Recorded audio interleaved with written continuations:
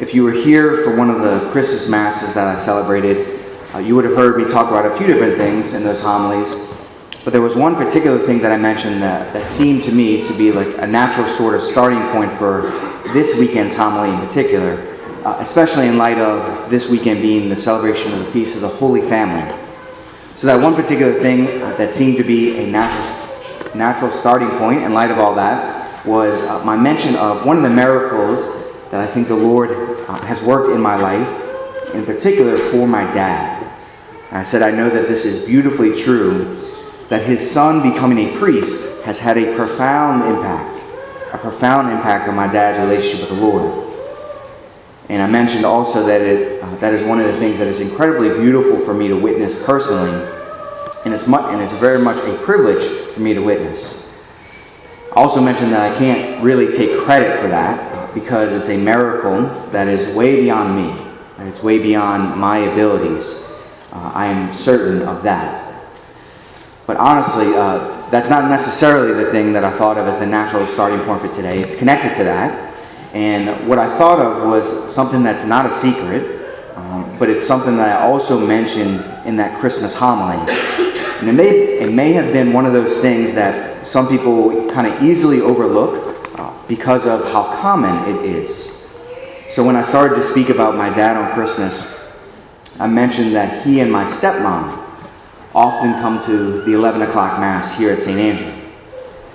And that little phrase, right, that little statement, that's really what my thoughts seem to be moving toward for today's feast day, the Feast of the Holy Family. So that little statement reveals that I have what is sometimes called a blended family. And for most of my life, I refer to it as a broken family. Blended family sounds a little nicer, to be sure. But the broken part of it, why I think that resonated with me on such a deep level, why I connected with it for so many years, is because I think it refers pretty specifically and pretty accurately to the event of my parents' divorce when I was 5 years old. Because at that moment there was a rupture in the relationship that me, my dad, my mom, and my two brothers, there was a rupture in the relationship that all of us had with each other. And all of us, right, all of us have been impacted by that rupture in very different, but also very deep ways. And for me personally, it really took me about 20 years to recognize that. For most of my life, whenever the fact that my parents were divorced would come up in conversation, I would say something like, it's no big deal. You know, it happened to me when I was 5 years old. It happened when I was 5 years old, so it's all I ever knew for the most part. Didn't really affect me much. Wrong. Right? It greatly affected me. It still greatly affects me. It can't not affect you. And part of the reason that is so true is because from a Catholic perspective, divorce is an impossibility. The nuances there of all that's connected to that are for another homily. But what flows from that, this natural question kind of rises in my heart. What does that mean for me and my family? And I just want you to know as I talk about this, I know how sensitive this topic can be.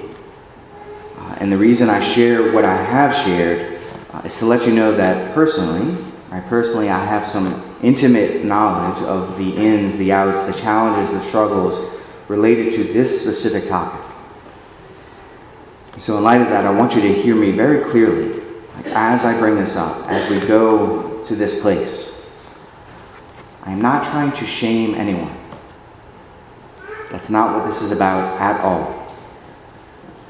And I'm not going to go into the particulars of all of my family's dynamics because it's not really my place to do that. I think especially from an AMBO as a priest. But I will say this, to kind of just shed some light on what has helped me kind of shape my mind, shape my heart in the way that I think about these things. So this is in addition to me firmly believing in all of the beauty, all of the goodness, all of the truth of the Church's teachings on marriage and family life. And I would gladly have a private conversation about all of those things, working my best with the Lord to help you see the beauty, the goodness, the truth of the church's teachings on marriage and family life. And at the same time, I want to hold that in tension with the reality of the current state of my family life. See if you can follow all of this. My dad, my stepmom, my mom, my stepdad's ex-wife, her current husband, they all go on trips together, which is really weird and really beautiful. And just 2 nights ago, me, my 2 brothers, their wives, my 2 stepbrothers, my stepsister, her husband, we all went to dinner together. And some of the blendedness in the midst of the brokenness that is part of our family. And it's really weird and it's really beautiful. And I'll add another example from just last night. My stepdad's ex-wife had most of us over last night, with the exception of a few who couldn't be there. And I was excited to share with them that they all got a shout out in this weekend's homily. And my stepdad's ex-wife said, "Oh, we should listen to it." So we did, and it was really weird and really beautiful to sit there and listen to myself in front of all of them. And the reason I share all that, right? The reason I share all that, hopefully, is to help you see that I want to help you, right, who may be in similar situations. And really to say this, like, if you want to follow what the church teaches, which I highly encourage you to try to do, no matter what your family life looks like at this moment, there is always a way forward.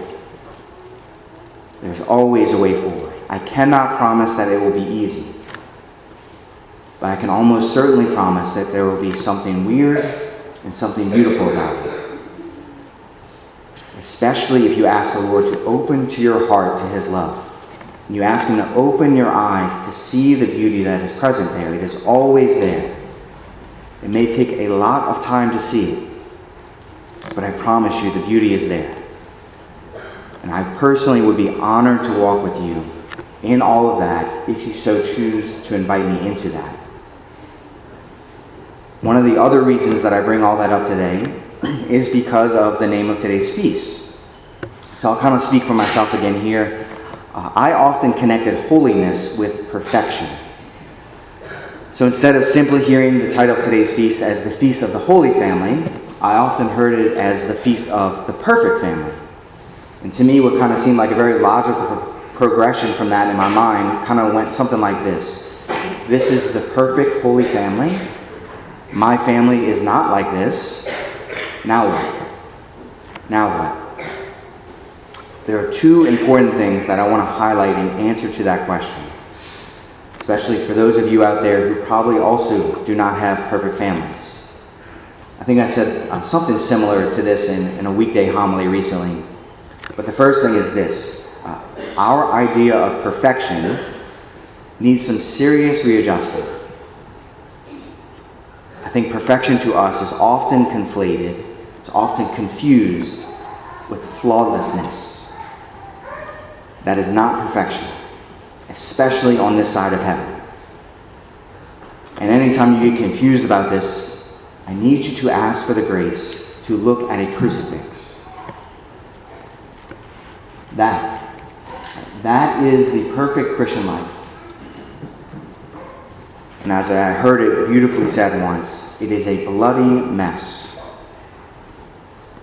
Allowing Jesus to speak the truth about what is happening on a crucifix to us is meant to help us not be so hard on ourselves, especially when we fail to achieve that perfection we are striving to achieve. The cross also speaks the truth that what can look like complete and total failure in God's plan for us and for our salvation can actually be a perfectly executed victory. We can fail ourselves right into the arms of the Father. This is what the Son models for us from the cross over and over again. To me, this seems beautifully connected to what the church puts on the lips of everyone who prays night prayer from the Liturgy of the Hours. Everyone who prays night prayer from the Liturgy of the Hours says almost the exact same words as Jesus from the cross. Those who pray night prayer say, "Into your hands, Lord, I commend my spirit." Jesus cries out from the cross, "Father, into your hands I commend my spirit." The truth about that prayer is that it's really hard to sincerely make that prayer if you do not believe that the one to whom you are commending yourself to is utterly and completely trustworthy.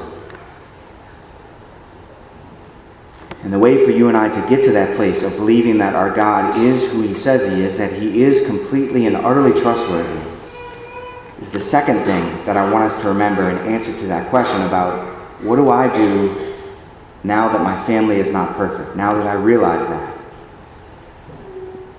It's remembering what we actually call the family who we celebrate today. It's connected to that. We call them the Holy Family. So the way for you and I to see God as he is, as completely and utterly trustworthy, is by ourselves growing in holiness. And just recently, the Lord gave me what I thought was a very pithy, very catchy way of remembering kind of the essence of holiness. What the Lord is trying to get us to understand by that call to holiness, that universal call to holiness. Holiness equals being wholly his. That is the goal for each of us. That's the best thing that we can do for each member of our families. For all of us to become more wholly his, I need to look at myself first. I need to be more holy and completely his. I need to be more holy and completely given over to him, devoted to him, trusting in his power to accomplish victories where all I see are failures. Here's the deeper truth. A husband and a father who does this will exercise the authority he has over his wife and his children in the same way that Jesus exercises the authority over his bride, the church, the body of Christ, the church, in loving service and constant outpouring for her salvation and for their salvation. A bride and a mother who believes that that is what her husband is striving to do will gladly and willingly allow herself to be loved in so complete and so profound a way. And she will pour that love back onto her husband and their children, both spiritual and biological children. Children who know their parents love each other and them in the ways that we are exhorted to by today's scriptures will eventually, this is our hope, through the love and mercy of God, they will eventually come to appreciate so great a gift that was modeled for them by their parents. And they will seek, with the Lord's grace, to live a perfectly holy Christian life in whatever vocation the Lord calls them to. We don't need to complicate this. We simply need to decide each day that we will invite God into the messiness of our families so that he can make them holy, just like the family we celebrate today.